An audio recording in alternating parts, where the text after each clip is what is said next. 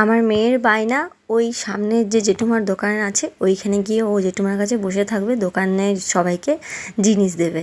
আর দেখো কেমন ঝাঁট দিচ্ছে, মানে যে ঝুল ঝাড়া যেগুলো হয় সেগুলো করে ঝাঁট দিচ্ছে। আর এই যে আমার শ্বশুরমশাই আসছেন ওকে নিয়ে যাওয়ার জন্য, তো ওকে একটু নিয়ে গেল, যার জন্য আমি একটু ভিডিওটা করতে পারছি তোমাদের জন্য। এখন আমরা যাচ্ছি ফাংশন দেখতে, চলো সুমনিকে সাথে নিয়ে।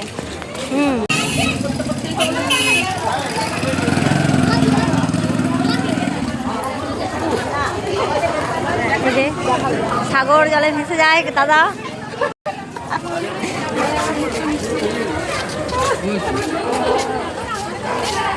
চলো আজকের ভিড়টা জাস্ট দেখো। আর এদিকে আমরা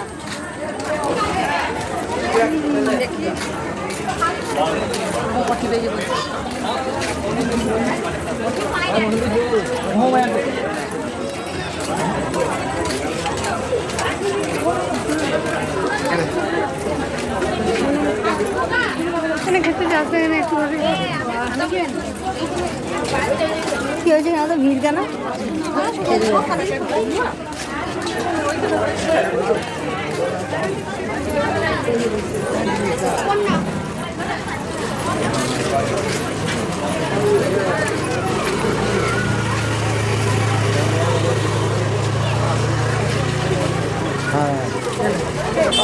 পুজো তৃতীয় দিন।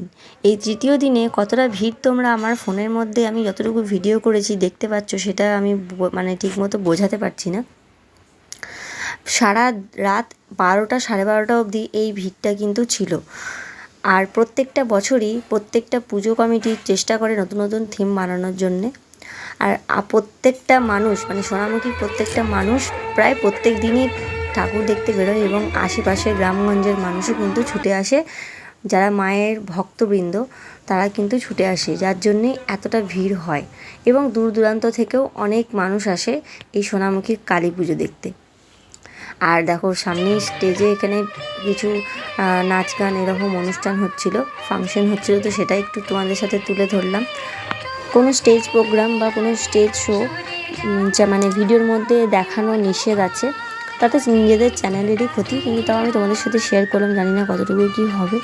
তো যেহেতু আমি ইউটিউবে আপলোড করবো, সেহেতু ইউটিউবের এটা গাইডলাইনের বাইরে আমার মনে হয় মেবি। আর ফেসবুকে গাইডলাইন কী আছে আমি জানি না, তাও তোমাদের জন্য আমি একটু শেয়ার করলাম।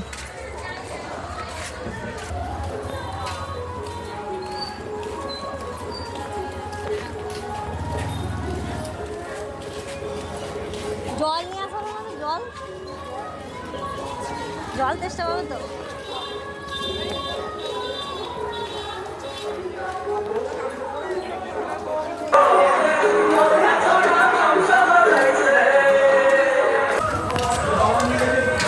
চলো যাচ্ছি আমরা খিচুড়ি খেতে।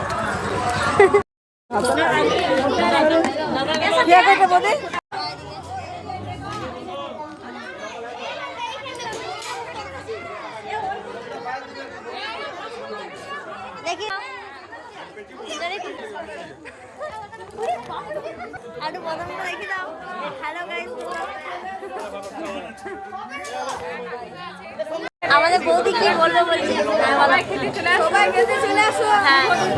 শুভ দীপাবলি, জমিয়ে খাওয়া হবে।